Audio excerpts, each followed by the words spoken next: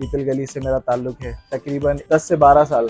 और मुझसे पहले मेरे वालिद साहब, मेरे दादा, मेरे नाना सब ये काम करते रहे। ये समझ लें कि जब माइग्रेट करके इंडिया से आए तो वहाँ भी यही काम करते रहे, और अभी जो आए हैं अभी भी ये समझ लें कि पीतल का ही काम कर रहे हैं अल्हम्दुलिल्लाह। एक अरसा हो गया, पहले काम बहुत ज़्यादा अच्छा था, पीतल गली बड़ी मशहूर थी अपने काम के हवाले से, यानी पीतल गली नाम ही इस वजह से क्योंकि यहाँ पर पीतल की अच्छी खासी दुकानें हुआ करती थी। लेकिन वक्त के साथ साथ लोगों का इस पे रुझान ख़त्म होता चला गया, लोग इसके कदरदान जो है ख़त्म होते चले गए, कारीगर को उसकी उजरत नहीं मिलती रही तो वो कारीगर भी जाता रहा। तो इस तरीके से कारीगर भी ख़त्म हो गए और पीतल गली भी आज जो है बिल्कुल ख़त्म की तरफ ही है। महंगाई ने भी इस चीज़ को ख़त्म करा। कुछ लोग इसके शौकीन हैं जो आज भी हमसे राब्ते में है, तो अल्हम्दुलिल्लाह जिसकी वजह से पीतल गली बाकी है।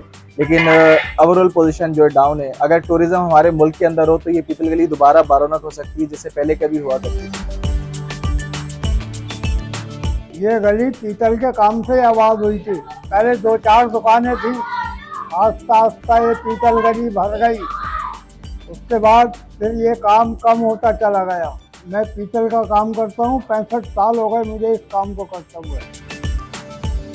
इस काम में कम से कम 4000 बंदे काम करते थे। अब बहुत से बहुत 100 या 150 बंदे रह गए। पहले बहुत अंग्रेज आते थे, ये हाथ की दस्तकारी को बहुत पसंद करते थे, बहुत माल खरीदते थे, ऑर्डर देके जाते थे। अब सिर्फ लोकल काम रह गया है या चाइना से है इसका कारोबार में। जो इस काम को करते हैं, जो एक्सपोर्टर करते हैं, वो खरीद के बेचते हैं माल। इधर गली में 2-4 दुकानें ऐसी हैं जो माल बाहर भेजती हैं।